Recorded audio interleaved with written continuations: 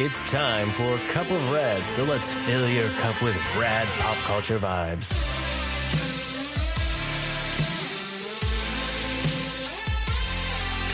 And now your over-caffeinated hosts, Mike and Katie.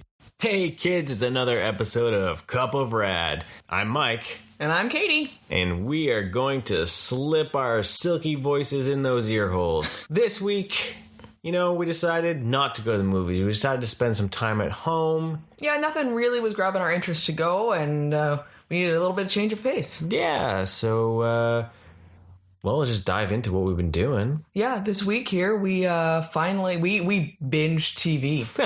And our definition of binge watching is 6 episodes over 3 days. Yep, we're hardcore. Yes, which was actually really difficult for us to do. Yeah? Like, wow, we have time.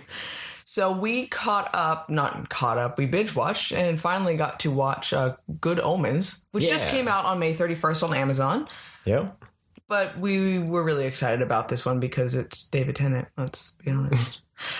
That's the only reason why she wanted to watch it. No, I know you're a fan of Neil Gaiman. Yeah. And it looked quirky and it looked strange and it looked like it would be fun. I remember reading the book and enjoying the book, but it was years ago. So I did not know you read that book. I mean, I'm not surprised you went on a kick where you read everything that he had. So. Yeah, I say years ago. I don't think it's one I kept though. Oh, okay. But definitely, it was curious to see where it was. Yeah. Do you remember the story enough though? Not enough to really compare the two, honestly. Oh, okay. So it shows that it didn't really It wasn't. Well, you really loved the American Gods books, so yeah, and all of those series. So I think that's the only one that really even stood out for me that you had read. So yeah. So yeah, we watched that series. So what did you think of that? I enjoyed it. It wasn't as mind-blowing as I was hoping it would be, but I still really liked it. I'm glad that it was only 6 episodes. Mm-hmm. Otherwise, it definitely would have been drawn out. It was weird to have, being leading up to the apocalypse feel that it happened so quickly almost. That it really was just those little bit of time. It was way far in the past, and then it bam, bam, bam. Oh, and then 11 years went by. And so I like that it was that little bit of speed. It seemed like it was going to be a little bit too slow at first. But the only episode that was really slow for me was the third episode. I fell asleep. Yeah, like from the very beginning. I know we were really we were like, shouldn't we watch the episode because it was our third episode that night? Because we binge well. And I got through. I barely got through half of it. So yeah, that one was slow, but I really enjoyed the back and forth between Crowley and Aziraphale. Yeah. Did I say that right? And I think they both played their perspective. Well, that was fantastic. That when you're going through the history of it and all that, and like the first episode, I thought started out pretty strong with that quirkiness behind it, and didn't you have a sword? Yes, flaming sword. The running joke throughout the whole thing. You had a sword. Yep, there should be a sword in here. I thought their relationship was really heartfelt, like all the way through to the end. Like it was really touching to see how much they cared about each other.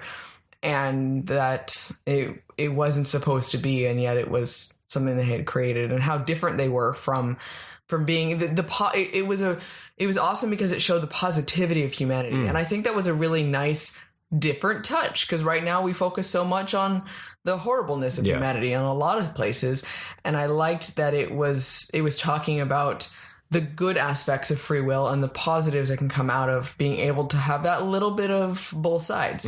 And because, unfortunately we're spoilers here because you can't really talk too much about it here, but I like that in the end that the Antichrist, it was, you're not just a son of hell. You're not, you can't be swayed all the way to an angel, but you can embody humanity, which is that little bit of both, that free will, that creativity, the not having to stick to the plan. Mm-hmm. And I thought that's really an awesome message. The idea of everything, though, with it, when it comes down to it, that we're not fated to be one thing. We're allowed to we're given that free will to be able to do what we would like from it. And if there is some great being that had created something, that's the whole purpose of us compared to, say, the angels and the demons and those black and white areas, is that humanity is that gray area. Yeah. Free will allows you to have that gray area and embody a little bit of everything. Yeah, a little bit of both. A little bit of good, a little bit of bad. A little bit of both. So what are your thoughts? For the most part, I enjoyed it. David Tennant was the part that I enjoyed the most. Yeah. And just because he had that aloof rock star feeling to him, his vibe to him. Yeah. Really, the thing that I liked the most was their interaction between the two of them, Michael Sheen and him. And I would have almost been okay if there had been no other characters in the thing, because their chemistry together and their delivery of how dry the angel was versus the demon. Yeah. His humor. That's what made the show for me, and Well, I could watch more of just those two standing in a room talking. Yes, it's the banter back and forth, and that was the best part of the show for me. Yeah, well, when they got too many characters, it took a while. It was that middle area where it was like, how is everyone going to fit in? And then basically the last episode, everyone fit into their pieces, and you're like, oh, okay. Yeah. Well, now it makes sense that there's other characters, but it took a lot of convoluted, pathways to get there. Mm-hmm. Right. I still want to look up why there was so much Queen in it, though. It was weird. I know it bothered you. No, it didn't bother me. You act like it bothered you, though. I just want to know the purpose of it more because or less. opposed to the other music that he could have been listening to. Yeah, it'd be one of those ones to like look back and see if the lyrics and the song meant something to the scene that I didn't notice on my first kind of view through, or Oh, okay, yeah, because there was a few that I noticed that would fit, but then some of them were just like, now it's like we paid for Queen licensing, so now we just have to use all of it. Yeah, that's what it kind of came across as. I'm hoping that they do stick though because Gaiman said that he hopes it'll just stay as one season. Yes, and I think that would be good as much as they leave it open for a possibility of a sequel or a second season. I think it would tarnish this. Yeah, and be hurt, and it would go back to that third, fourth episode kind of doldrums where it would draw it out down. Too much. Yeah. Well, and then also too, it's that nice little tied up in a bow. Yeah. They're off of their respective areas' radar. The world is not ended. They talked about, a future battle, but then it's going to be humanity against heaven and hell. Who's going to come out on top? How are you going to possibly come out of that one? Yeah. That does. I smell a Supernatural crossover. Yeah, definitely. David Tennant needs to come to Supernatural. Okay, that means that he'll be in our area. And we will go hunting. I don't sound like a crazy fangirl at all. Not at all. He was so perfect for that role too. Oh yeah. He played it perfectly.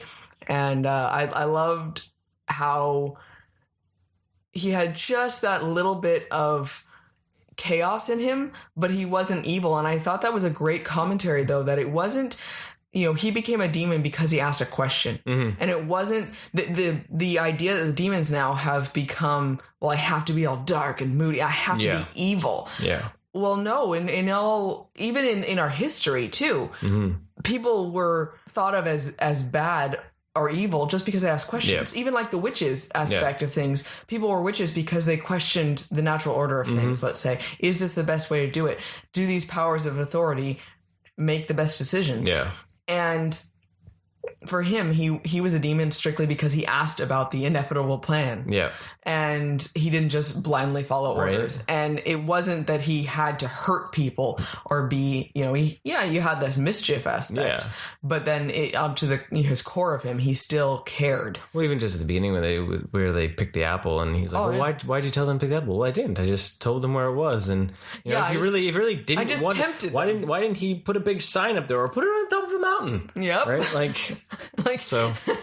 So I just thought, and see what would happen type thing. He wasn't trying to hurt them. He wasn't trying to, do something harmful necessarily, but it was question your own reality, question your own place in the world. Yeah. And so that's not necessarily a bad trait. It's a good thing to at least question things.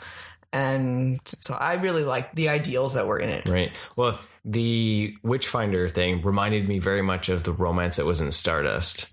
Yes. Just quick, fast, whimsical, right? Yes. And unbelievable.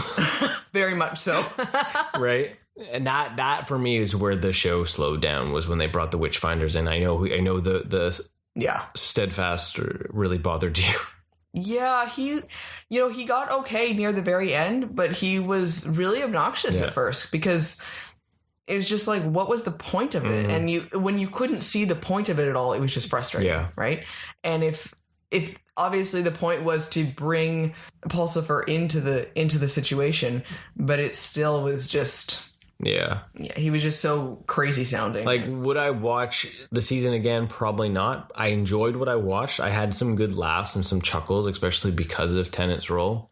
Would I watch a second season? I don't know. I don't know, yeah. It might be one of those ones, because we've done that with some shows where, we just like Future Man was one of them. Yep. Where we tried watching season 2 and we dropped it. Yeah, I just didn't have the same punch to it, right? And it's one of those ones where maybe you just don't have that same, not everything can continue in a whole lot of story, because then the characters can only be so many dimensions for something too. And for me, the story itself doesn't really make sense for the future. There was a reasoning for everything that had happened. And now what are they going to be doing, right? Exactly. And, they shouldn't be having the attention of heaven and hell on them and all that. So what's the point? Yeah. Would you recommend people to check it out?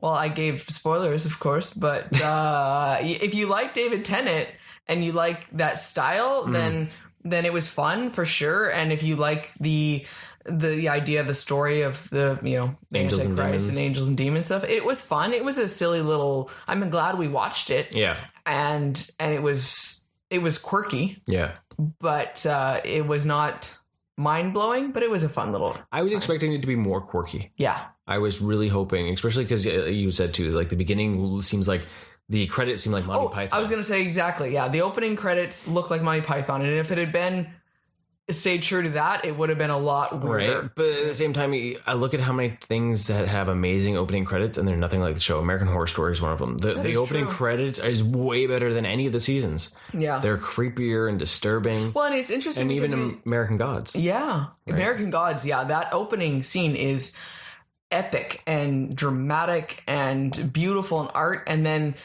the show is just a giant. It's like watching artwork. Yeah, but it drags. But it's so slow for being a TV show. Though. Yeah, but it's beautiful looking. But it's super intense, and we've not even tried. Like if we're slightly tired, we will not watch it because we will fall asleep. Yep. And yeah, we took us so long to watch season 1. Yeah. And I want to see it because I want to see what will happen in it. But I just can't bring myself back to it yet. Okay, guess what time it is? Magic word time. That's right. It is the magic word time. For you that have maybe just started listening, we are doing a magic word contest. Go back to the last 2 episodes. You will know exactly what to do. You hear that magic word and you send us a direct message, a private message on any of our social channels or email, and you get your name entered to win a cup of rad, so you can sit back and enjoy a good old coffee or whatever else you want to pour in that cup. And there will also be other things in that box that are pretty damn rad. That's right. It's not just a cup of rad, it's a box of rad. That's right. And today's magic word is, Mike? We're going to go with something because there's something popping up all over the place that is local that we love. They are red, plump, and juicy. Strawberry. Strawberry. Strawberry. Just strawberry, not strawberries. No. No, strawberry. We had a little surprise on our social media to show you one of the extra things that will be showing up in your box of rad. We won't give any surprises for anything else. But the cool thing is that we have a friend that runs Fantasy Soap Works. And what she does is she creates soap products based on fandoms and bars of soaps and all that. And she has crafted these little cool micro bath bombs. And I was able to snag some that were in the colors of our logo. Yeah, they're really awesome looking. And they smell fantastic. Our house just smells amazing right now. Yeah. It was funny to walk downstairs this morning and I was like, oh wow, it smells like a bath like down here. Like, yep. It's magical. The bubble gums and all that coming out. Right. So really cool. So what she was generous enough to give us some of those to add into our box of rad for this contest. Fantasy Soap Works, please check them out because they are amazing.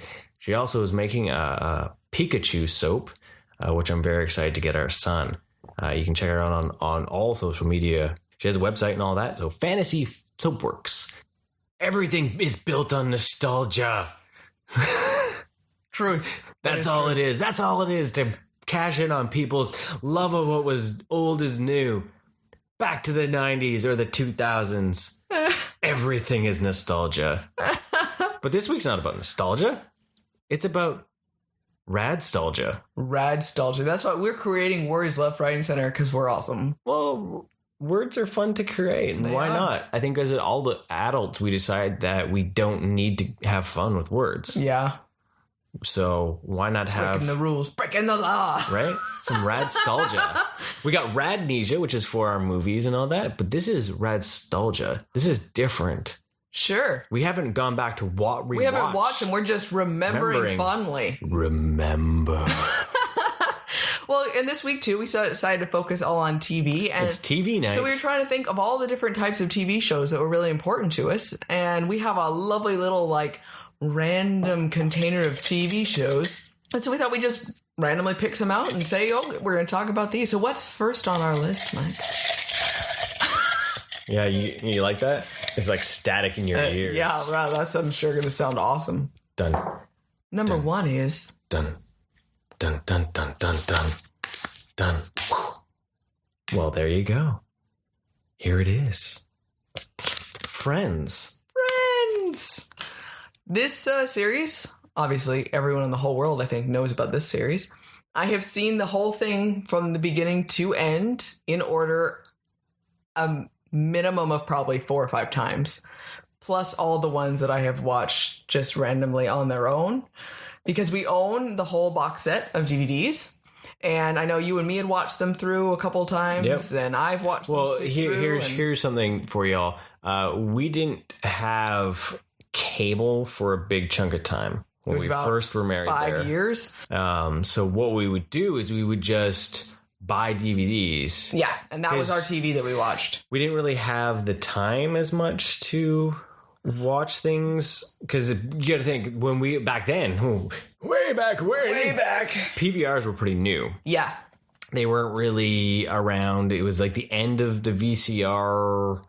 Well, and you know what though, when we had in our first, when we were together, we had access to cable, but we only watched a few shows. Yeah. So we couldn't justify having cable for 3 shows that we watched, and that was it. Kind of like that now, though. We're starting to realize how much we don't actually use the cable. Right? So you have all these other things that you use. And so it was well, all that money I could put on cable, I would put towards buying the DVDs, right? And so that was really useful. And so Friends was one of the ones my mom had actually given us as a Christmas present. Box set Christmas present. And so we started just watching from the very beginning. It was really fun to see, because we watched relatively quickly then how much it changes. Yes. And, because I watched it when it was originally aired all the time. And, it's definitely more enjoyable as an adult rather than a teenager or a child. You understand a lot more of it and it makes more sense. But I can always watch that show no matter what. And it plays at the gym, and there's not even closed captioning, and I can hear the entire episode in my head. And I'm full on laughing with it too. Like, I can just look at it and be like, I know exactly what they're saying. I can hear it all, and I can laugh at it all myself. And like, that's how well I know this show. And it's amazing. So that's funny. Yeah. That's funny. I remember when us watching the show and seeing it, because I never watched the show when it was on air. Well, yeah, you didn't have TV either. Well, it just wasn't but it wasn't my your wheelhouse, thing. right? Yeah. I was always watch more movies, but I enjoyed it when we watched it together. It was interesting to see, and it was interesting to be able to enjoy a show with you that you had so many fond memories of. Yeah. Now, when you want to watch it, it's just like, oh, we've watched it like 5 times. And it's so good. You know what we've realized, though? We are definitely Chandler and Monica. Which is hilarious, actually, because it's so true. Out of all the 3 guys, you are definitely Chandler. I don't know what you're talking about. I am definitely Monica. Who are we talking about? Yeah, I know, right? Chandler Bong. Right? It's funny. Never. No. You don't deflect with humor jokes or anything.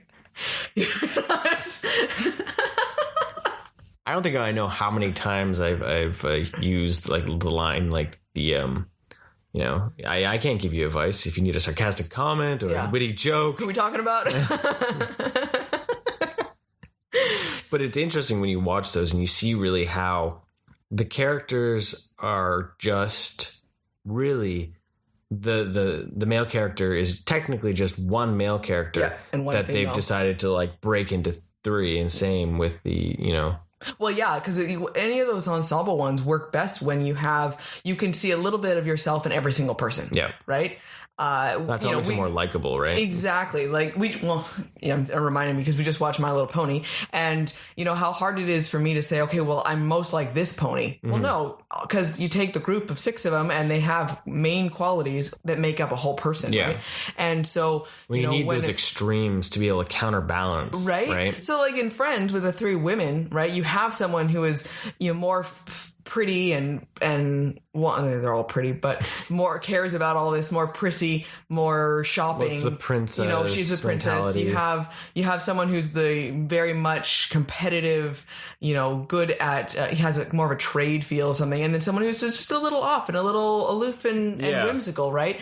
And for me, I have definitely can fit all 3 of them in there for personality wise, right? So I think that's what part of that magic of that show really is that you can like all of them because you can see bits and pieces of yourself in all of them, right? Yeah. So. Which is really interesting. I don't know if I have any Ross in me though. No. I don't think anyone wants to have Ross in there. No one wants to have Ross because it's amazing how much yeah, right? Yeah, we just said that.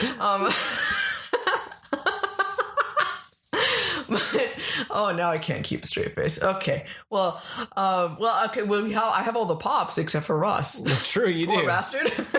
You're just like, no, not happening. Speaking of the pops, they actually really suck. I'm sorry. They fall forward. Yeah. They were made solely to be in the box. All of the female characters. Phoebe is like super. She's like Michael Jackson leaning. Yes. It's fantastic. Ding, ding, ding, like ding. there's no other way to describe it. Yeah. She is full on leaning like Michael Jackson. Yeah, and because like for the longest time we had we always would take our pops out and we just got rid of the boxes because we like to have things out of the box because and that was one thing that the downfall for us for pops was when we started realizing how many of them began to lean. Yeah. And when I had Contact Funko, they were just like, oh, that's nice. Well, because that is part of the issue with their new design, that you look at the original ones and they had the big, sturdy, fat legs, so they never fell over. And it's great that they made them with a different design. But then you look at them and you realize, okay, the women's legs are all slender. Yeah. And their heads are still the exact same size. Yeah. So obviously gravity will win, and there's a problem. Yeah. I was really sad with the second wave of Friends pops. Like, to me, it was really weird. Random. Like, these are the weirdest ones that you brought out. I don't understand. Flashback and Yeah, that was weird. So here's a fun fact. The turkey scene in Friends. Yes. You did not know that was originally from Mr. Bean. No, to me, it was just always Friends. And we watched Mr. Bean, and that pop showed up too. And I was like, mind blown. He couldn't still stole this from Friends. Like, what in the world? This came out before. Friends. And this turkey head scene was stuck from that. So, and you know what was really great? One of our anniversary trips, we went down to the Warner Brothers tour. Which is really cool. One of my favorite parts of it was the fact that we got to sit in Central Perk. Yes, they had an entire scene set up from Central Perk. It was the coolest thing. We got to sit on the couch. We should post that picture on social media. We'll definitely post that. But what did we get to do first when we walked in? So this is a great story. So we walk up because they have a scene reading for it. So you got to star in an episode, a little mini episode. So they ask people to play certain characters. Yeah, so they had like 3 of them set up and for the scene. Well, we walked up and there was this whole group of people. We had just gotten in there. It was just about the very end of it, and they were still waiting for someone to play Joey. Joey, yeah. And so I volunteered Mike. Yeah. Because apparently no one wanted to play Joey. No one wanted to play him, which I thought was really weird. And so I was like, oh, Mike, guess what? You like acting, so you get to go up and do that. And that was a bit of like a, whoa. What? What are we doing? And so he went up there and they did just a quick refresh. Well, they were like, so, as an actor, you have to audition. So, and I was like, well, I'm doing this out of the goodness of my heart. And now I got to audition. So it was literally, they're like, okay, we need to hear how you doing. Yeah. Because how else do you audition for Joey? Yeah. So, and I was still taken off by out of guard, because I was looking at like something from like Mars Attacks, and then we saw those. I pulled him into this room. Like, guess what, Mike? You're going up there. Yeah, I was like, but the Mars Attacks alien's right there. Like, how cool is that? And then it was just, so they like shove a microphone in my mouth, and they're like, okay, so say the line. And it was just well, how you doing? Right. And then I got like, there was applause and all this stuff, and then you had a funny story. Oh, and then all the women that were around me, because they couldn't, they didn't know who was with who and everything like that. I'm standing there and everyone was like fawning over you, and like all like, so, which was hilarious. So we do the scene, which was kind of sucked because they couldn't give us, they film everything, right? Yeah. But they can't give you that scene that you do. Because it has actual music and all that. And it actually has the real track of the other 3 actors that are in it, right? It's not just you. But you can get the professional photos and all that. But so we did the scene that was in it, and now I'm trying to remember what it was. It was something about Halloween, wasn't it? It was a party of some sort, a party planning, I think. Yeah. So anyways, we did the scene, and the lady that was playing Rachel, right? Yes. She puts it. She puts her hand. Yeah, she puts her hand on my knee, and she's they like, were like super comfy. Oh, you're really good at this. I was like, oh, cool, thanks, all that. And she like cozied up, and then she said something else, and I was like, oh yeah, my wife threw me up here, and all of a sudden it was just like, oh, and she totally backed off. It was hilarious. I was like, why would I come here often to hit on people? Like, it was the weirdest thing. She's trying to find her Joey, man. Apparently. That's just what because that's the most stable relationship you can be in. Definitely stable, for sure. So, that was super fun. And then afterwards, I got to go up there and I sat on it. We went back. We got to go take pictures. Yes, we did that. So we have professional pictures. But then when we went back because the picture that was taken wasn't that good. Yes. So they said they go back around. There'll be someone else there to take some photos. Yes. So when we got there, they were doing a scene again. Yes. But they need people for the background. So even in the scene we did, they had people in the background playing extras, right? Yeah. So coffee shop's kind of boring when there's just no one's doing anything. So then we got to sit there, and I got to be an extra an extra in the back of the scene. Yes. While we waited. I was on a laptop. I was on a laptop. You were on the laptop too, yeah. So I had to pretend I was like writing it. They're like, you're writing your novel, and I'm like, oh yeah. Clackety clack clack clack. So yeah, that was super fun. I loved that I got to sit there. So I got a friend's mug. She uses it every Sunday. Every Sunday it's my pancakes mug, and we put the pancakes in the mug and drizzle coffee over top of it. No one should do that. Well, you said it's your pancake mug. It's my mug to have my coffee with my pancakes. There you go. More clear? Yeah, okay. That's Well, somebody might not know. They might be like, man, why does she dip her pancakes in coffee? Well, some people I'm sure do that, I guess. I don't know. Yeah, that's cool. But yeah, their friends is definitely an important part of my life for sure. Yeah, do you have a favorite out of any of them? Or is it like we talked about, they're just all part of everyone something? But Ross? No. No one wants Ross inside of them. Oh, yes, we forgot about that. Except Rachel. He's a really, very much so, I guess. He's a very important part of it, only because, it's amazing how much actually does revolve around him, having a little bit more of some stability for things. Yeah. But he's the nerd, right? Yeah, honestly, no. You say that, you don't realize it, but there is the fact that everyone does have Ross in them. Oh, yeah. Because the uncertainty and scared of everything. Yes. And the part of you that is held back by the success that you want or can't have. Yeah, exactly. And also for him too, he is very much always thinking about other people over himself. Yeah. Or the jealousy too, because, Joey and Chandler never really showed true jealousy. Yeah. Most Ross, who would just go freaking crazy. Off the handle. And paint himself into a problem because of it. But he was the only one for, he's the only father and all that sort of stuff, right? And so much in an extreme, we can really associate now too, the nerdism that you're caring about something that no one cares about at all. And you're just like... Not just dinosaurs, but anything. You just talk about it. It's mine and it's awesome and no one cares, right? And so all of that you hear, and there's really good parts of him as well, right? And he just gets the shaft a lot of the times, though, because he can be so obnoxious and so many of like, oh, why did you do that? Except for his pivot moment, right? Oh, pivot! When we moved, that's all I heard. I wasn't even having to like pivot anything, and all of a sudden you hear the pivot!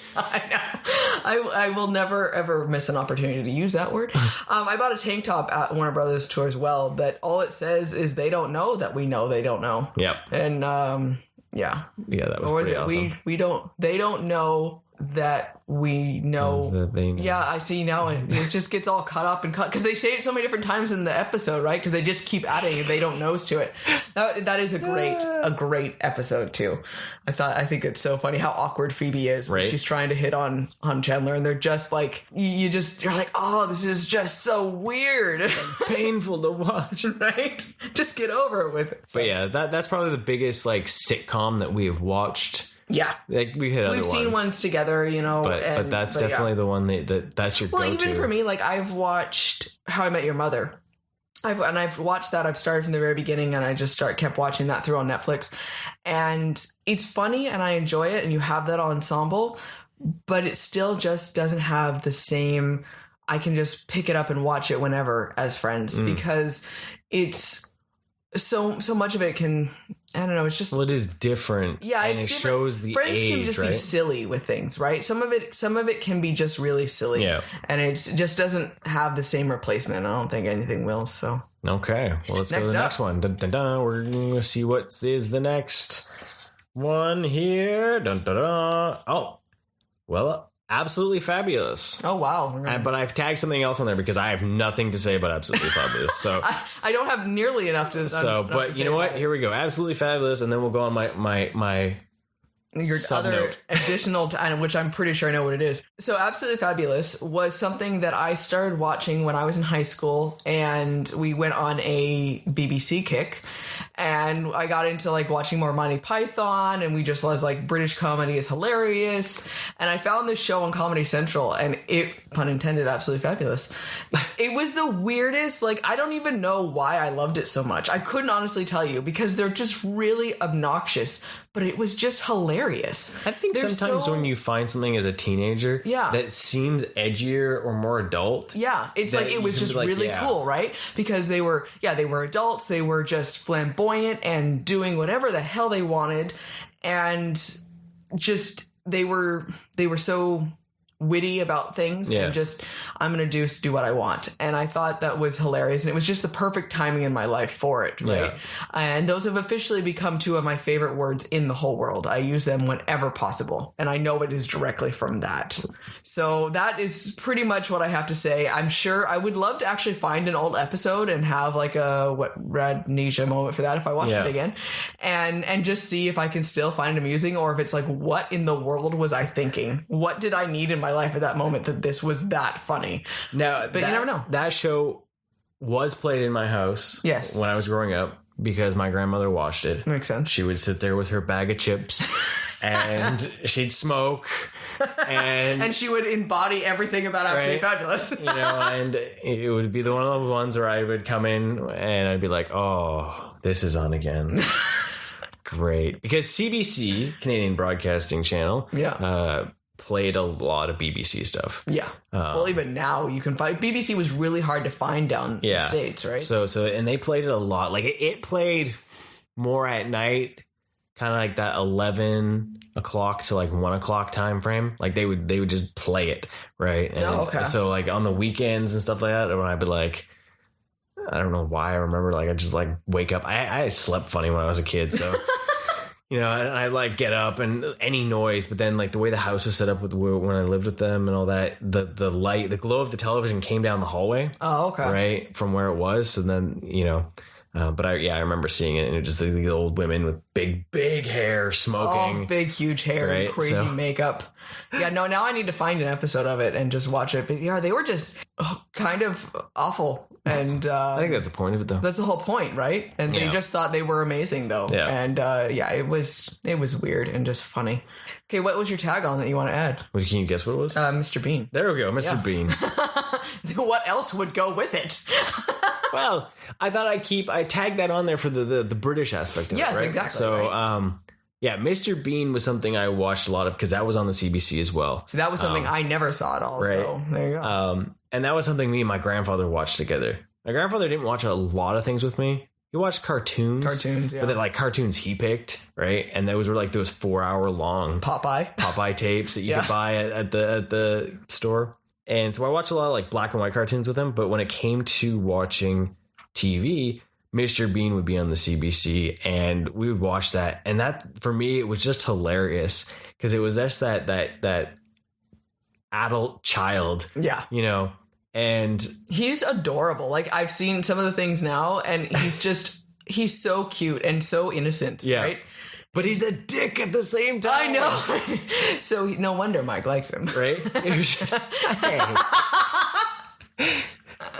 but just like those scenes where he like keeps running the 3-wheeled car off the road, but he like pays no mind to it. Like it's not even there. Like he just runs it off the road and it crashes, and it's like you know, no biggie, you know, and just the. Well, and I think one of the best parts of him too is that his comedy with that is the lack of talking. Mm-hmm. You know, everything that style of humor with just body language was a really art form that. Well, it's the pantomime feel, it's right? not here anymore, right? And you have to watch it. It's not like now where we could like sit on our phone and watch a sitcom and laugh because we hear the joke. Exactly. You actually have to pay attention to it, right? And so you got all those scenarios that you'd find himself in that were funny. Yeah. And you know, when he, you know, have to change on the beach, and then realize that, you know, he's trying to pull everything through his pants and, you know, and backwards and all that, and then you realize the guy was blind the whole time. Yeah, that was hilarious. And so we've been able to show our son that, and he's laughed. He thought it was pretty funny. Yeah, you know, and I showed him, I think, the Mr. Bean goes on a holiday. Yeah, one. He likes the holiday one. Yeah. And so it's just we watch the Christmas one every year now. Yeah, because that's just great with the angel, and then the Godzilla shows up, and you know. So Mr. Bean has a soft spot in my heart because of sharing that time with grandfather. Because even when he went in the hospital and we'd spend our time there with him, we'd still catch Mr. Bean on the CBC, even if it was episodes we'd seen before. You know, the other one that he loved watching though was Father Ted, and that was just it was the. You know, that cruder, like almost an absolutely fabulous. Okay, it's because I have no idea what you're talking about. What, 3 priests living in an abbey by themselves and feck off and, you know, drinking all the time. Nice. Okay. That one there he loved because it was, you know, a little different, but Mr. Bean still was just like, it was good times. Like, nice. It was like a live action cartoon. Oh, okay. Yeah, exactly. Yeah. Okay, next up. Dipping into the cosmos of the cup of rad to find.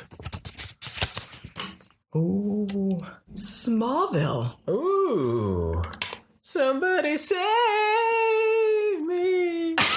Oh, that was, please save me from that. Oh my God. I don't feel like singing today. No. Okay, Smallville. This is a very important part of our early marriage, actually. Early development years. Smallville, yes, that is a show that we watched from day one. Yes. Day one of buying a season. Old school original CW. Yeah, we own all of it on DVD. It wasn't CW at that point. It wasn't? Oh, no, it was pre-CW when it was just... Yeah, it was just the WB. It was WB, yeah. Yeah. I forgot. Back on KTLA, which is still around, but... Yeah. You know. Oh, wow, yeah. Way back then. Yeah. So that was, of course, Clark Kent. As a teenager. If you don't know, that... is, what was the Irish there for a second? But okay. I'm on a lot of coffee today after last night, so we drank a little too much beer last night, so we drank a little too much coffee today. And so a little sluggish in everything. But so Smallville took place in Smallville, which is Superman's hometown from when he was Clark Kent. The show was based around him growing up as a teenager and experiencing things as his powers developed and showed up, and then his network of friends, and which included Lex Luthor. Yeah, which included Lex Luthor, played by Michael Rosenbaum. I love him.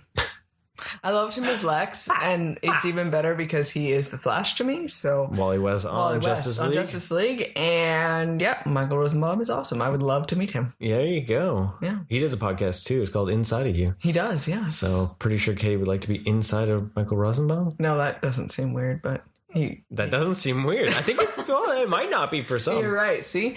You got me all flustered. So Smallville definitely was more enjoyable earlier on when he was still in high school. Yeah.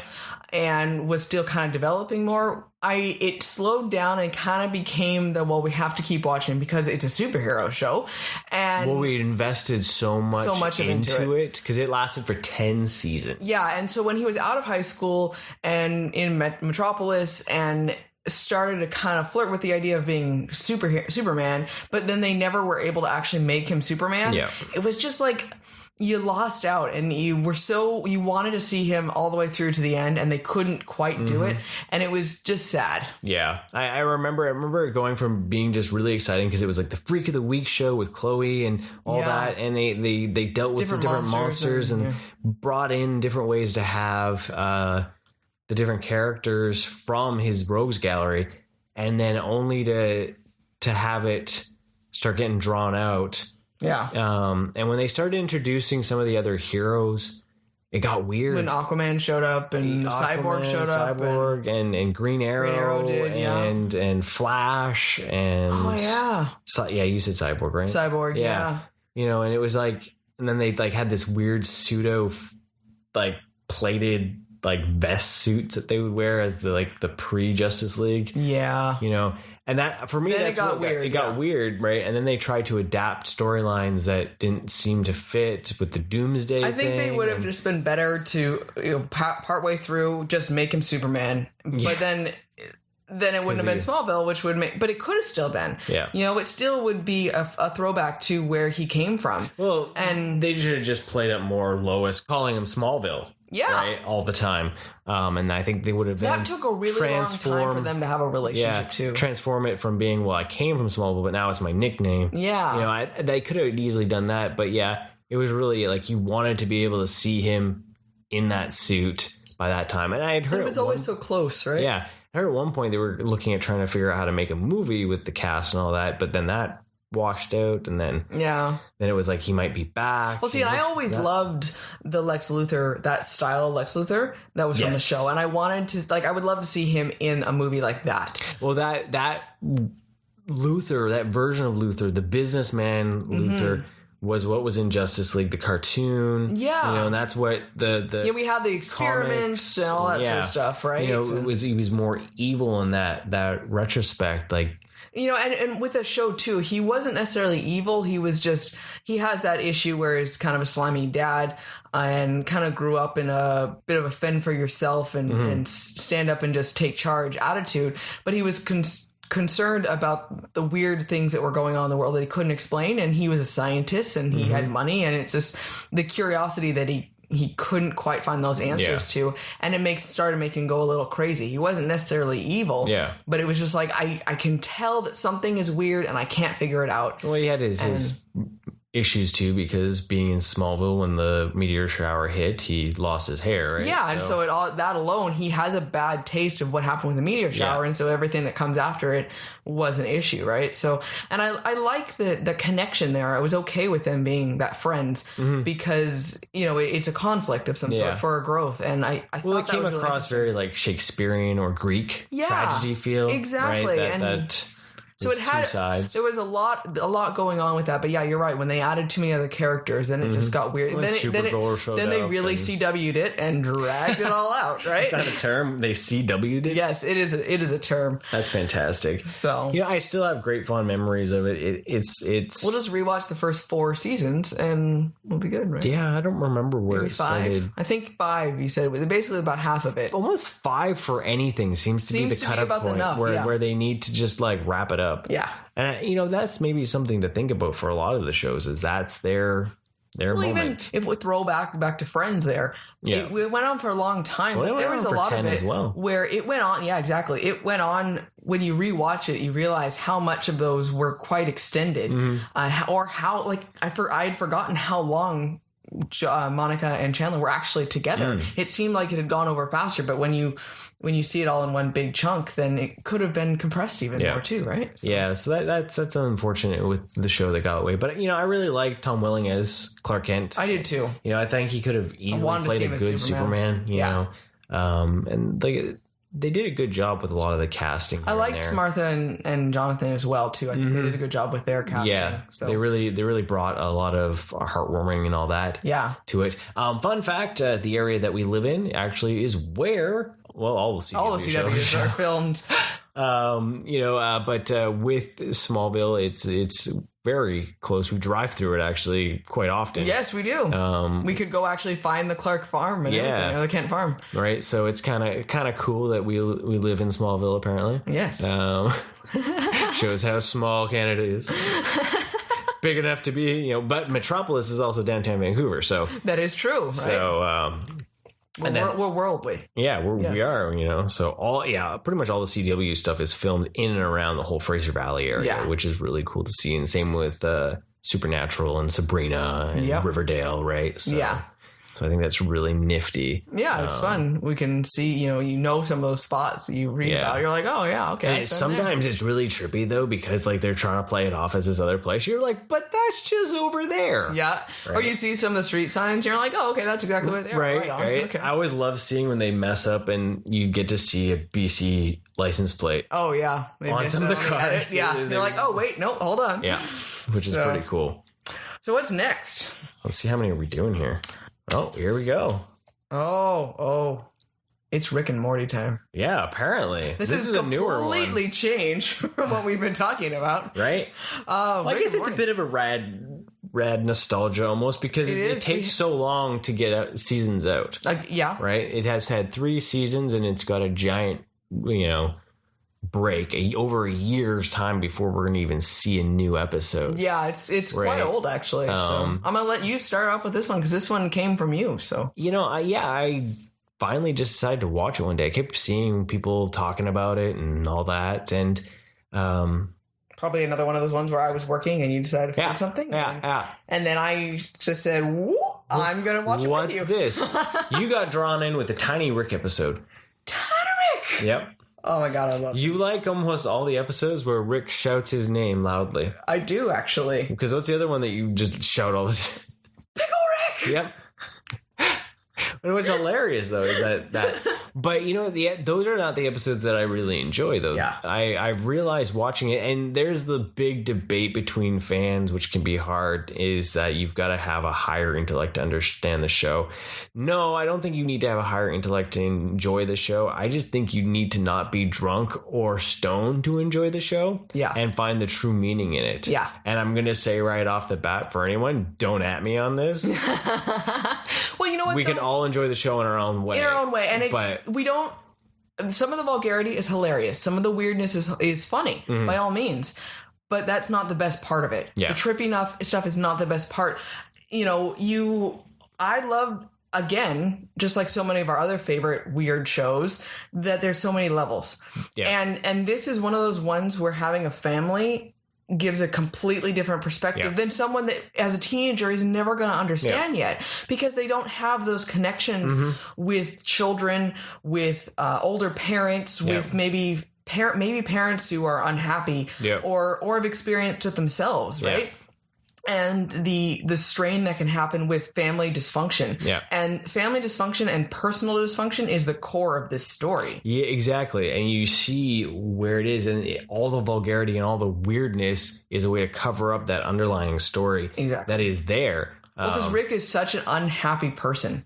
He's so broken. And you still don't technically know exactly what it is. You get glimpses and you get these ideas that something happened, and you're not sure, especially with the Mulan sauce thing.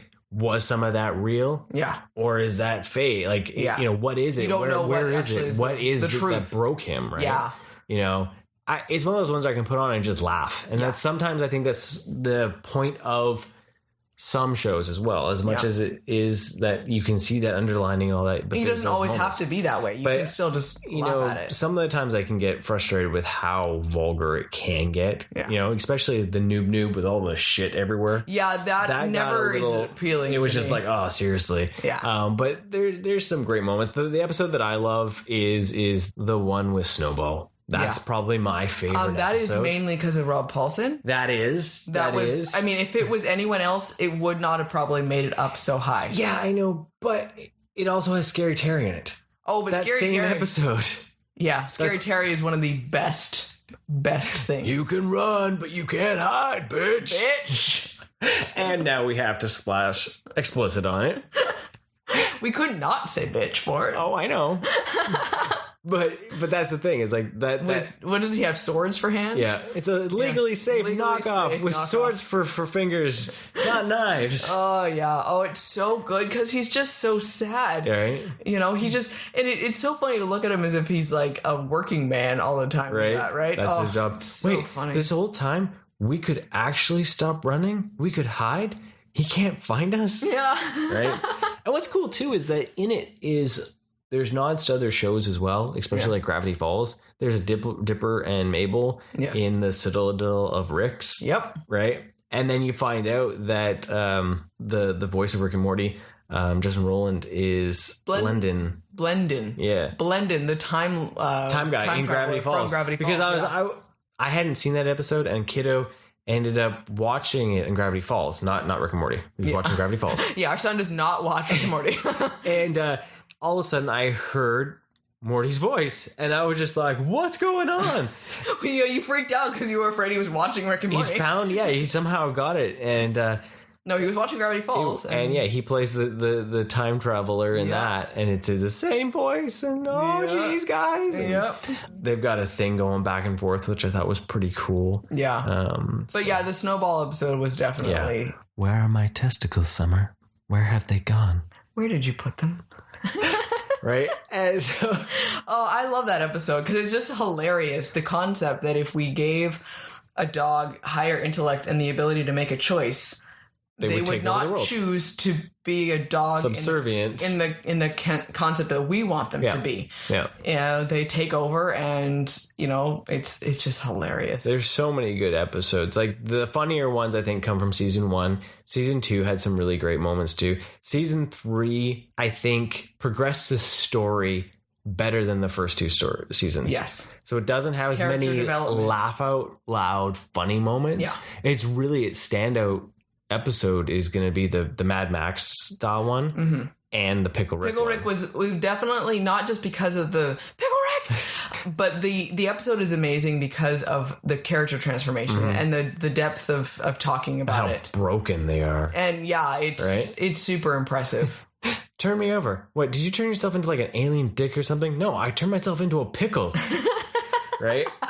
So yeah, it's not for everyone. Yeah, definitely. It is rude, crude, and full of attitude. Well, and some of them can be really hard to kind of keep straight. And the concept of the multiple dimensions and people and portals and multiple Ricks and it can be a little bit more difficult. And it's definitely something of like I'm just gonna let that exist and not question how it exists.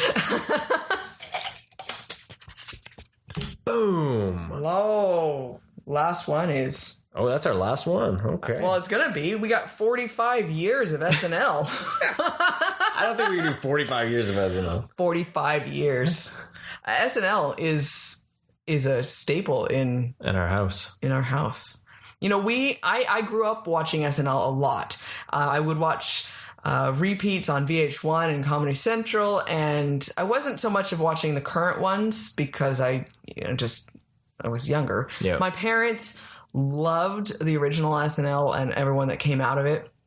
And then for years we took a break from it, and now we've been watching SNL, the new ones, for a couple of years now, and it really is an important part for us now, and we've kind of seen some of those changes. But then we have the box sets. I wish they would continue them, but they brought out the original box sets. Yeah, for 5 years. And so we bought those and started watching some of them, and those are so much classic ones. So you realize how many best ofs you've actually seen, because you're like, I've seen this one 5 million times, but I haven't seen the one after it. Yeah. And so many classics, but so much weird, trippy things. Yeah. Comedy has definitely changed. Truly amazing to watch and see how things have changed and how comedy has changed and how music has changed. Music, definitely. But you want to know the crazy thing? The political side has not changed. Not at all, which is so funny. And because we literally had watched some old episodes, and the way that the Weekend Update was talking was pretty much exactly how the Weekend Update was talking in the current. Yep. And so you look at that and you're like, wow, the world really just is in cycles. It's like 30-year cycles or something like that. And the same shit, different time. Yeah. And it's weird to see. Yeah. And there's so many classic things that came out of it, especially with the original. The original Dan Aykroyd, cast was bag of glass. Like, who doesn't want to play with a bag of glass? We just take some shards of glass and put it in there. The chainsaw bear, right? Right? You just pop it out. There's a chainsaw. Hey, Dan Aykroyd, Chevy Chase, like just absolutely amazing, right? Comedians for sure.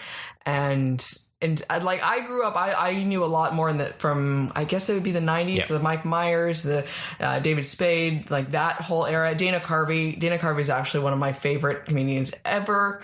And I loved that era right there. And that was one of the ones I knew the most of, but... Well, yeah, you love... Face? No, you're Dana Carvey. I'm surprised you didn't throw any things in there. The church lady and... Yeah.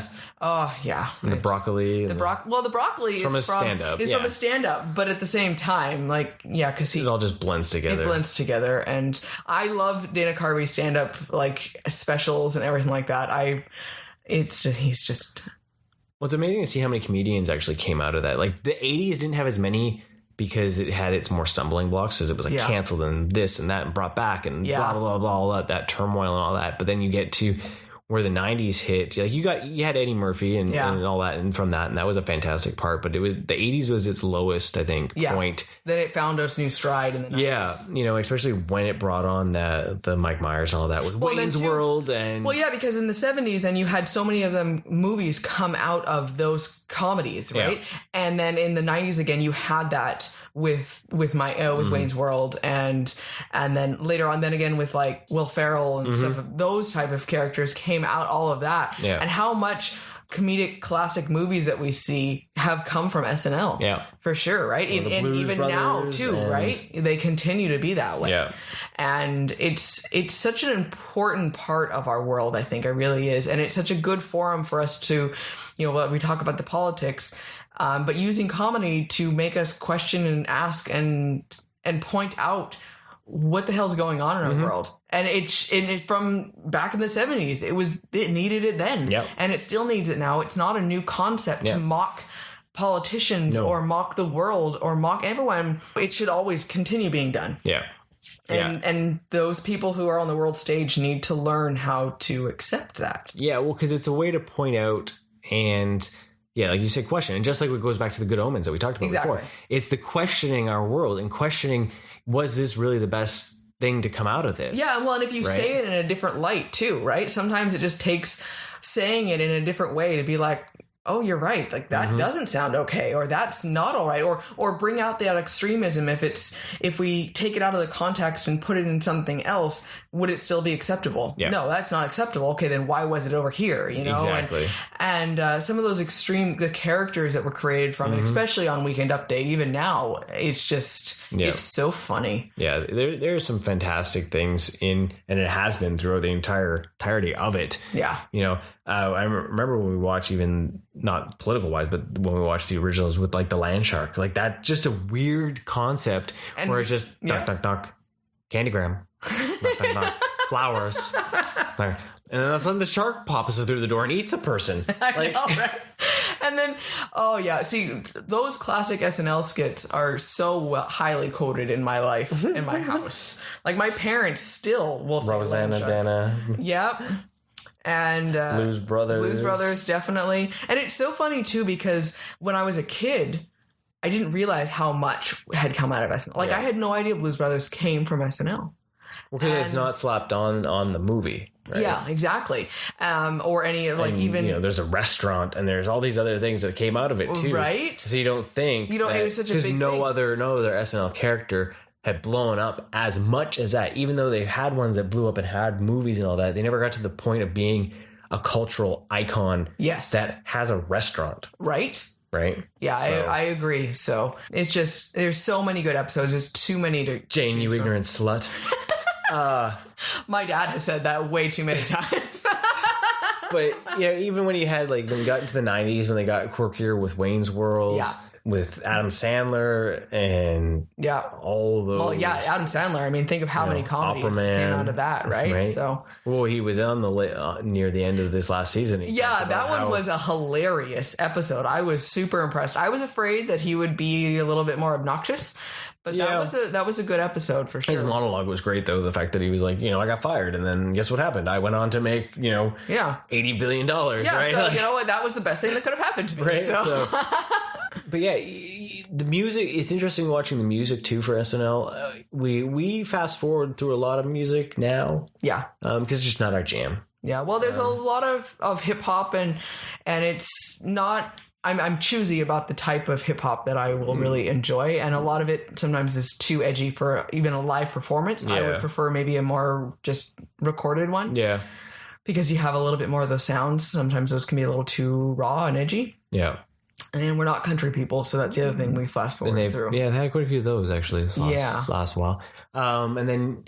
Through the 90s and all that, in the early 2000s, you had Will Ferrell and Kristen Wiig, and Will Forte and all those, and so Sandberg, so there's so many it's just amazing. Keenan has been on there for so long, and 14 years, and I'm concerned that this was his last season. That's what the rumor is, and so it hasn't said if he's going to be back or not, because he has a pilot for NBC. Yeah, so maybe it's tentative. It would be weird without him for sure. Right? It would be that's an end of an SNL era right there. Yeah, the longest running cast member. I didn't realize he'd been on for that long. It's wild. Well, it's like all he's done is that type of show too. Well, yeah, because he had Keenan and Kel, and that's the same idea. That's all is that or something of that nature on Nickelodeon. But I'd be curious, actually. Send us a message. Let us know if you have any favorite SNL skits or SNL characters or SNL casts or anything like that. Just don't tell us it's not as funny as it used to be. I will not ever subscribe to that because the world changes. The world changes. The comedy changes, and there are episodes that are. But you can go back and watch old stuff, and you're like, wow, this isn't as funny as this or that, right? So and what's interesting too is when we did watch the old stuff, I would laugh more at the ones that I had seen 5 million times because I have it in my head that it was already funny. Yeah. And then you watch some of the other skits and it was super boring and dry and you just didn't find it funny at all. Yeah. And then there's some things where it's almost like a history lesson talking about the politics, but the political jokes, since they weren't something that was current to me, I didn't understand some of the funny parts of it as much too. And it's going to make sense in 30 years if someone would look back at the, Weekend Update right now. They're not going to find the humor in some of it. It'd be interesting actually to see that kind of a flashback is, what are people going to see? Is it going to be as scary as it sounds like to us on there for any politics? No matter your beliefs, it's still a scary ass world that we're living in right now. And it's a good time capsule, change, right? Yeah, it's exactly. And so if you watch something live, say like my parents, and you watched it in the 70s, you're probably not going to find as much enjoyment. But as back then, your era that got you is that mattered, your right? era of comedy. But yeah, you make a good point. I mean, every week there's flop where there's like skits. Really, we want to do this, and some of them there's been just gut laughter for us, and that's the whole point of the show, though, is they can just test stuff out. Well, yeah, because that's what the show originally. It was the not yet ready for prime time players. Exactly. That's originally what and they've dropped that. Yes, and I think people forget that the idea that exactly. They need to have that almost as like remember, not yet ready for prime time. So it's meant to be almost a stepping stone into something. They went from the clubs. Now this is our first steps into actual television, but we're still doing kind of the live club feel. Yeah, actually, that's a really good way of thinking about it. We're learning it's almost like an acting school. Yeah, but it's like the live version of an acting school where they still have an audience, but they have a plan. Yeah, but it's just gonna fly by the seat of the pants. And see what happens. Some we can start make it through. Week. Like Bill Hader, he could just never keep a straight face. Bill Hader, he is adorable. Like he is someone that I would love to meet in real life because he just seems like a super awesome, silly guy. Yeah. But that is one of the best things about him is that he will always break, and you just gotta wait for it, right? Well, one of the best skits that we love is The Abduction. From the current. This is from the current one. Kate McKinnon. Kate McKinnon is absolutely fabulous. I love her so much. She is so versatile. She's a chameleon. She is amazing in what she can be. And I love this skit where she gets abducted and she's just this crazy. They do it. They do it every few. They've done it every few weeks. Yeah. Cecily Strong plays the other more straight character. Yeah. And then the host is in it. And so they'll get abducted by aliens or something. And so the host and Cecily Strong will be, and Mikey Day and A.D. Bryant will be the like, researchers or interviewers. But so they'll start talking about how we saw this like beautiful light and we were like brought into this area, wonderful and happy, and they welcomed us and came in. Kinnan will be like, well, no, man, I got sucked through this portal, but my pants and my shoes stayed, so my stink hole and my pink hole were facing up in the mud. Yeah, she always finds ways to say that. Pants always get lost. Yeah, and you know. And it was just horrific. Yeah. She's sitting there smoking all sprawled out, and it's just so tacky and hilarious because it's always just a matter of who is going to break. Yeah. And Mikey Day and A.D. Bryant have gotten better of not breaking. Yeah. It's almost like each week we're going to just keep testing and see if how they can far hold we them. can push within our rating. Sometimes I wonder if they know what she's going to say. I don't know. And I don't think they do sometimes. Because that's what happened with Stefan. He had dry readings of certain things, and then they would change it before they perform it. And that's what's great about him. So is then he would have to, he would hold his part of the character was hiding his mouth because he was trying to compose himself. Yeah. And that's it's so funny. So that's why I think that's got to be another one where they have an idea of what's happening, but then on the night, then it's like, well, just fly at it, see what happens. And she can come up with a very colorful assortment of ways of talking about her bits. Yes. Yep. Oh yeah, it's good stuff. Do we have time for another one? I don't know. You want a bonus? Ooh, bonus. Radstalgia? Is that what I said? Radstalgia, right? Yeah, Radstalgia. Okay. Boom. Oh, we're going cartoons again. Oh, another really long-standing cartoon. Yeah, The Simpsons. This here, when this came out, I remember being all over it and laughing at it because I was like, Bart Simpson's hilarious and all that. And I remember having a little action figure of Bart. Yeah. I always wanted Bartman. That was like my grail thing. Yeah. Luckily, a few years back, Katie got me a kid robot Bartman. I was so excited. Little vinyl. I was like, I can get it. And, I watched a show here and there, and then I fell out of watching it and everything. But it's another one of those ones that's been on forever, and people always say that it isn't as funny as it used to be. And I beg to differ. It also is because I'm older. Me and Katie have gone through a lot of things. Well, I never found it funny when I was younger, but I watch it now. Yeah. And you see then now where some of that humor is. As an adult, I see that family side and I can laugh at that. The dynamic. Yeah, exactly. Well, because in itself, Lisa and Bart are not that funny, honestly. Yeah. Bart is a very singular, both of them are very singular, one-dimensional. He's always causing trouble. She's always concerned about, saving something, playing the saxophone, and that's about Getting it, good right? grades. The humor comes from their dynamic, and you being a parent gives and having a marriage.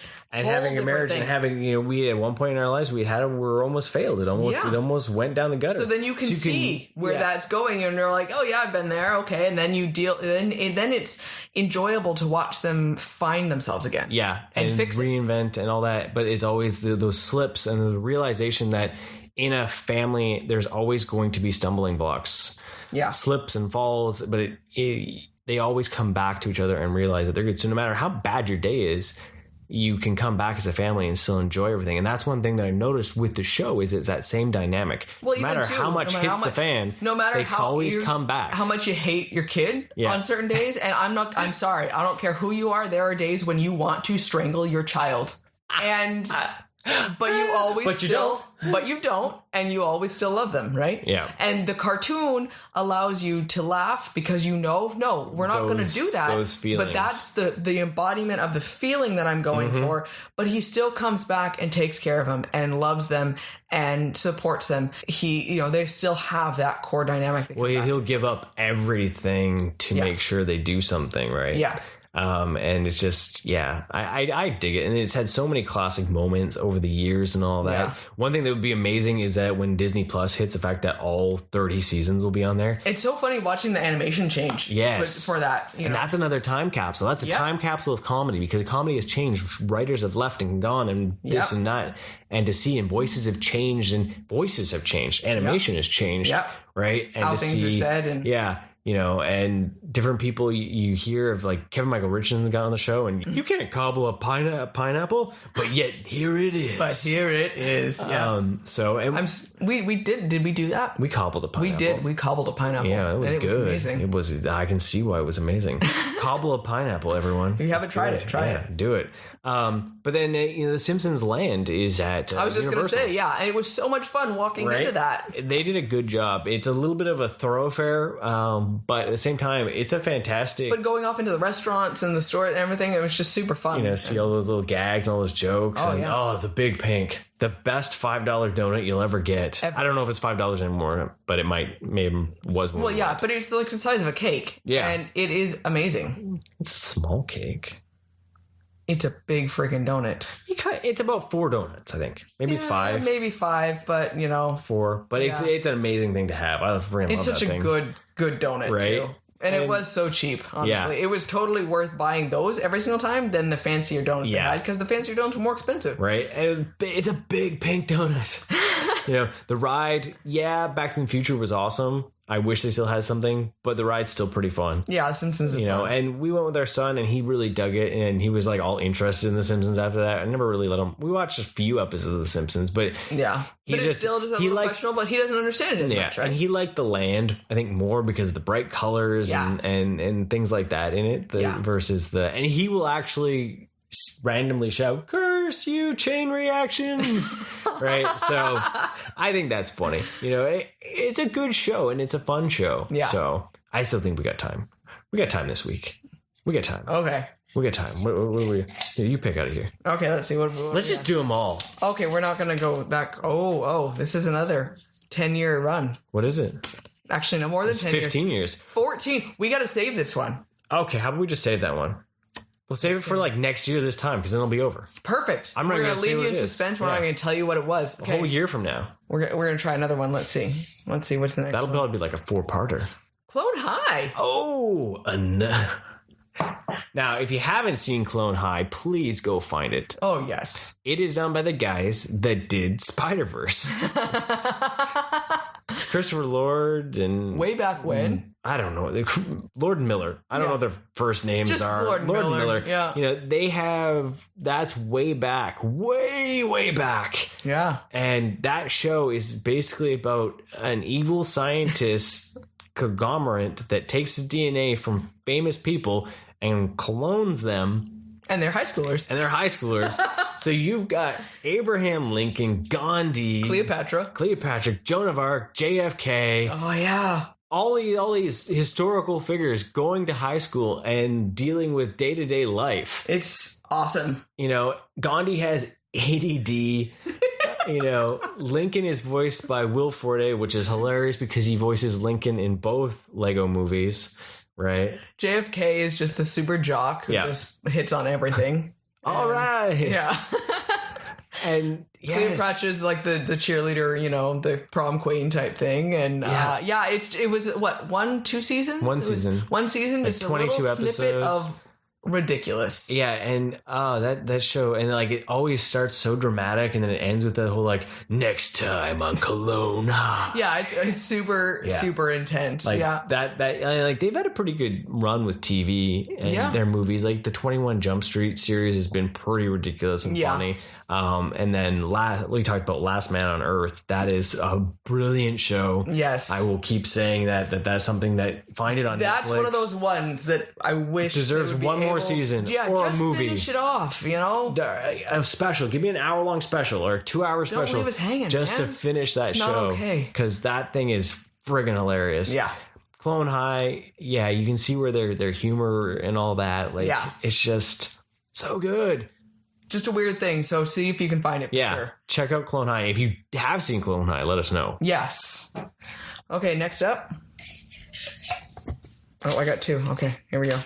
Bob's Burgers. Bob's Burgers. This is, then we get to round out our Sunday night cartoons here. Yeah, our Sunday night used to be Simpsons, Bob's Burgers, and Last Man on Earth. Yeah. So that was a good night. Now we're just down to Bob's and Simpsons. Yeah. So Bob's Burgers. Bob's Burgers is amazing. It's hilarious. Again, another one that's fantastic as adults to see the family dynamic and the struggles that you have as just an adult and a broke adult. Right.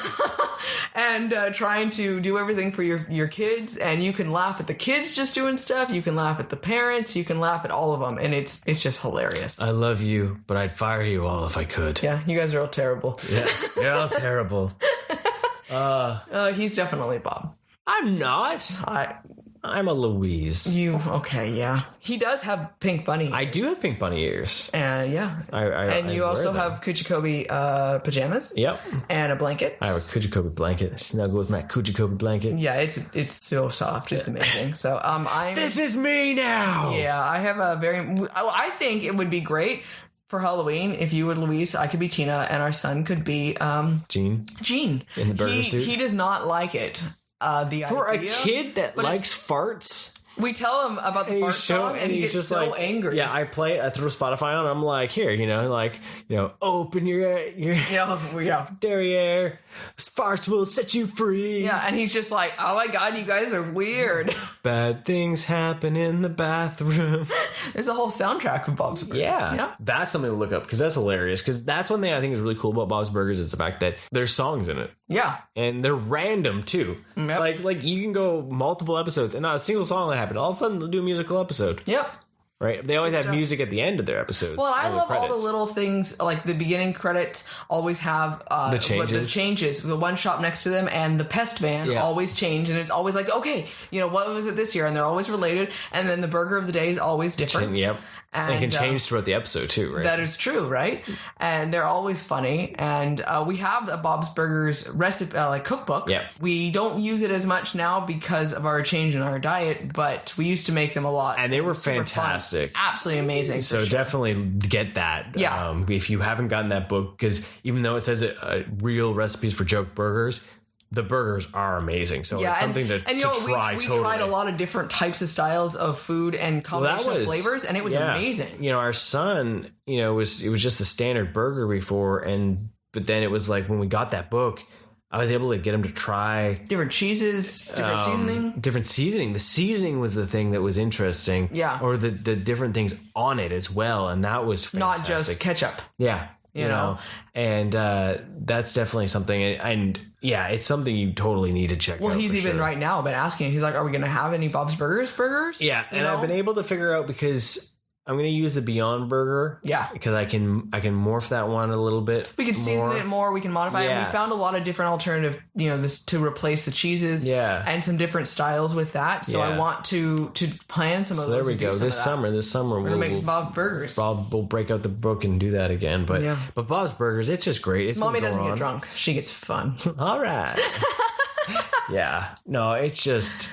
That is another show that's just fantastic. It's got a movie coming up next year, I believe. Okay, yeah. Well, Louise is just amazing. Yeah. I think one of the weirdest concepts for me, though, is that Louise is the only actual female voice actor in the main cast. Everyone out, like Linda and Tina, are both voiced by men. Yeah. Which is, we saw a panel one time of them reading this, and it was just so trippy to see. So well done. Like, it's just so well casted. They do such a good job, for sure. Yeah. So... Yeah, no, I love that. So good. So good. Okay, next up. Okay, we're going to finish this off. We're almost there. I mean, there's paper everywhere. Well, let's just figure it out. Do you want to do that one? Or do you want to worry about that one? Oh, should we wait? Should we wait? Maybe we'll just wait. We'll wait, okay. We'll leave you some anticipation. Now I just want to watch Rocky Horror.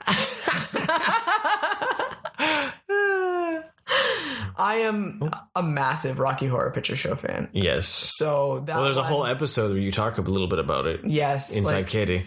I love that movie so much. I have a picture of me and my sister after we went and saw a play of that I look at every morning, and I was like, I should totally, that's like a Throwback Thursday feel, because it's just, I have a picture with it's afterwards, but it's Frankenfurter. It's terrifying though how much he looks Tim Curry though. It is. It's super impressive, like right? when they cast that play, they were like, must have been a stipulation. You gotta look like Tim Curry in some form. Yeah, no, it's totally. So I love that movie. So. And on that note, though, I think we've covered everything. I think our Radstalgia is ended. I think so. We've stopped clicking through the channels of our... You know what? There's so many more, and I know we had this massive list of things, and we're like, okay, these ones... We tried to cut it down a little bit, because time-wise and all that, so this is probably going to be like a part one of... As like, we think, we always we're like, oh, that TV show, we forgot about that one. And there's so many classic television shows that we've seen some... let us know some of your favorite ones, too. You know, maybe we're like, oh, yeah, that one. Yeah, you know, if anything, that'd be something to do, is throw us a bunch and we'll collect and we'll just reflect on ones that we've seen, because there's that too, because you know, some shows we've watched but we just never really stuck with, or things like that. But we started listing off some of the ones. I was trying to think of like, what did I watch that were, I mean, they really were products of what my parents watched and were in the house at the same time, and just you start remembering like Dharma and Greg and Will and Grace and all these things, right? Like Family Matters, Dinosaur, Fresh Prince. Oh yeah, you love Fresh Prince, so I have fond memories of it, you know. Yeah, so there's just so many of them for sure, and it's interesting because, you know, we can cycle through so many of them right now, and we watch so many more new ones. And there was such a time period where we really focused on just a few. Mm-hmm. So it's interesting how our lives. Well, it's easier too, right? Especially like, you know, when you get to watch The Office or 30 Rock and things like that. But I watch more TV shows now than I did when I was growing up, because there was only I grew up where I only had 2 channels. He hasn't had 2. One came in amazing. The other one came in periodically. So like X-Files had static and lines through it, so it added to the creepy factor. Nice. But it's like you were like tapping into something. You know, so and like Cheers and things like that. Were all on the other station, which came in more fuzzy, and it was the, you know, will it work tonight or won't it? Or do I gotta watch Mr. Bean and hockey again? Right. So, Mr. Bean and hockey. Oh, you're so Canadian. I love it. Right. Canadian truth. CBC used to be dominated by hockey and British BBC shows. Now you can't watch hockey on CBC, pretty much. Right. Now you gotta pay for it. Where's the hockey game? Oh, there's no hockey on right now. How is there no hockey on right now? Oh, no, it's on. It's just on extra pay television. Right? But so besides that, there was our Radstalgia, our little dip in the ether of our backlog. Television history. Yeah, and we always throw more on there as we go on. It's Get always too excited. We're like, oh, we just have to share it all. So. Yeah, but thanks for joining us. Well, you know, I got to make a shout out. Oh, shout out time. I almost missed a shout out. Yeah, to the Spit Roast Pod. They do some pretty good reviews. They're going to be keeping up on movies a little bit more than we are. Yes. They go weekly, sometimes multiple times. So definitely check out their podcast over there, because it's something that, you know, we got to give those out there as props to people that are doing some really rad content as well. Yeah, definitely. Well, then we can kind of bounce back and forth. We have a little bit more histories of stuff, and, you know, they can hit movies up more often. When we review the same thing, it's kind of cool to be able to hear both sides of the coin, because it really depends. Like, we both agreed on Rocket Man, we disagree on other things. Yeah. So I think it's kind of fun to listen to a lot of things and find what works for you, because Heidi and Adam are doing a good job over there. Yeah, so check them out. So definitely check them out. Spit Roast Podcast. There you go. That's awesome. Do it. Anyways, Mike has spoken. So, Rage. We've been rewatching Big Mouth for like the 3rd time. Yeah, because that show is hilarious. And we're introducing my buddy, Mike's friend. Yeah, he never seen it, and he caught a glimpse of it. Apparently, that was how we, ended after Cards Against Humanity. You have to go into Big Mouth. Yeah, we sobered up watching Big Mouth. I don't know how that works or not, but so we'll see. But thank you as always. Stay rad, be rad. Have a wonderful day. Thank you for listening. Want more rad content? Follow us on Facebook, Instagram, and Twitter. And don't forget to subscribe, rate us, and leave us a review. And remember, be excellent to each other and party on, dudes!